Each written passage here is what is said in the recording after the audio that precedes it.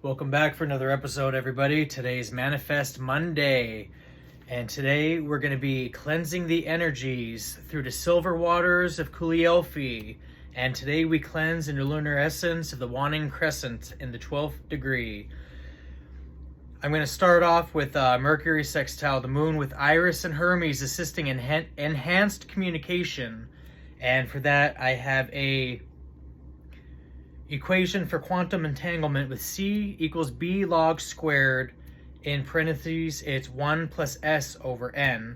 And with this, I'm using Schrodinger's theory through Iris and Hermes, with the channel for C being the person, B being the brain computational power bandwidth, with log 2 squared memory retention.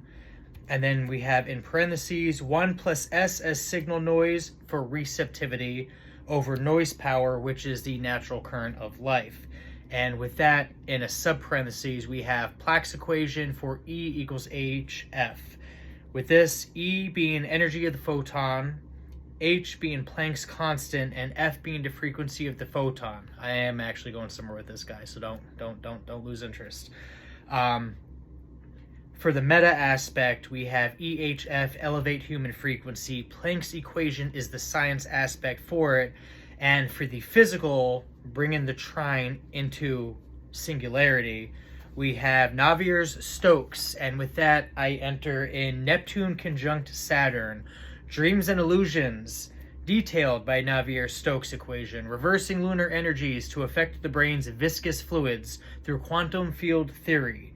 We are using Lagrangian density to alter the scalar field to manipulate the Lorentz invariant as to decrease kinetic energy.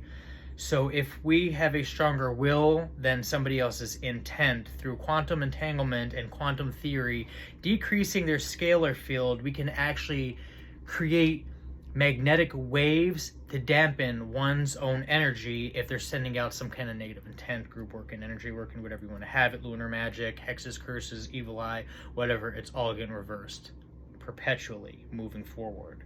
So with Pluto sextile Neptune, we have Hecate and Metis catalyzing the core, explosion, acetylcholine, neurotransmitters, and cerebral cortex plasticity, with a combination of a Python algorithmic coding complex of back propagation in sigmoidal neural networks.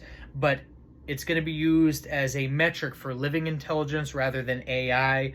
But spirit is the pin, which is the physics-informed neural network, with differential equations increasing and elevating our neural pathways, bandwidth, brain capacity, and our ability to manipulate kinetic energy within our own capacity channel and expel into the cosmos, reversing, altering, and pretty much creating a little ripple, if you will, a little domino effect all the way up.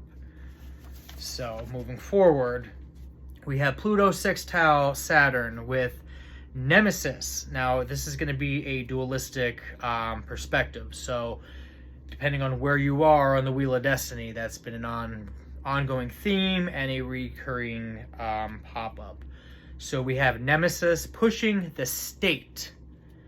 And I heavily emphasize state. Not state like Pennsylvania, state like government, state, as in a group.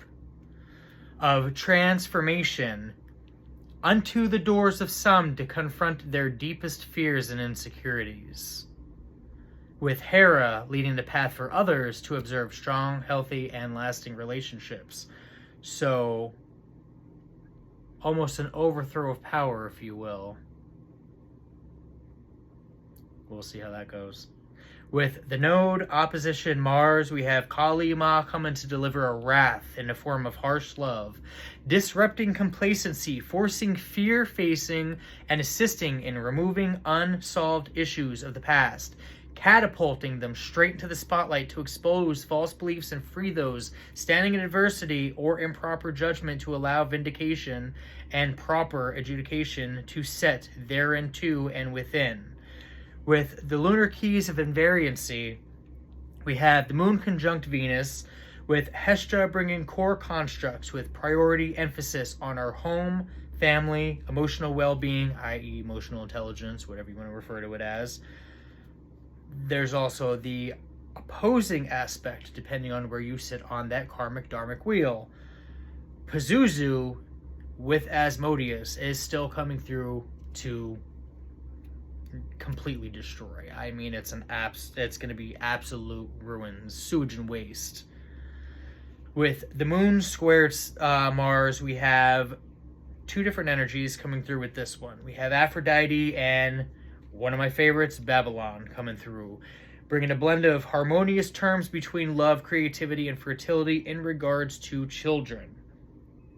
With the moon squared the node, this represents conscious motives oriented towards the future and the blossoming of personal growth. This is Apollo energy.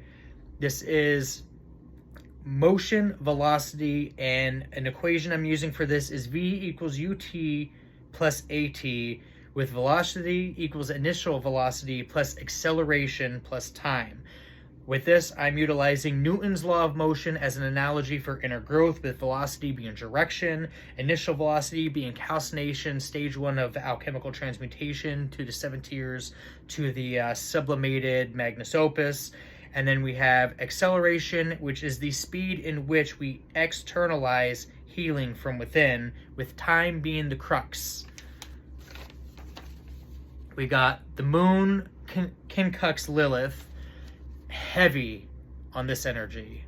We've got Lilith exposing hidden matters alongside Ephipus and Archangel Raphael with the help of Valak to find lost treasures with, and this cannot be any more inherently clear, Moloch, full force of the flame, coming to collect on hidden contracts past due, with the number 13 popping out in death energy, times up.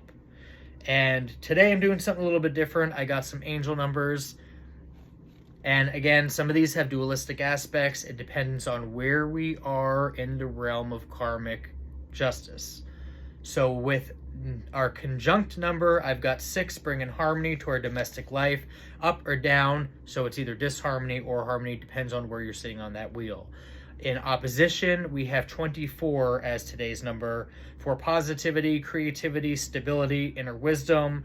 If we are on a deprecated state and we are facing karma, we are going to lack positivity. We are going to lack creativity. It's going to be nothing but constant blocks, delays, and just brain farts, I guess, whatever you want to call it. It's going to be completely destabilizing, and you are going to lack inner wisdom, especially with Neptune being heavily influenced in conjunct with Saturn.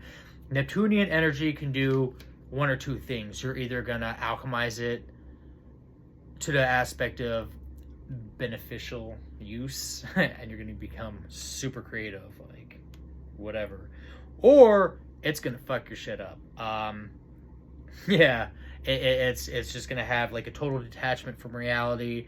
It's going to be a Manas rune upside down in reverse, and it's just going to be a Ten of Swords type of energy for a lot of people. With the trine, we got 610 life path alignment, change and favorable outcomes. Again, that trine can go two directions. Just depends on if you're in the ascension or the lesser.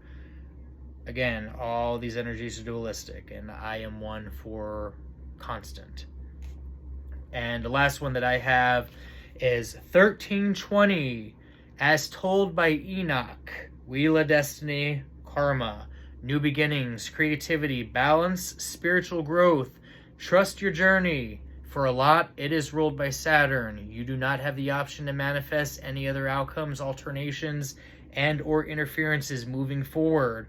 That is decreance by Saturn's highest power of realmic abilities.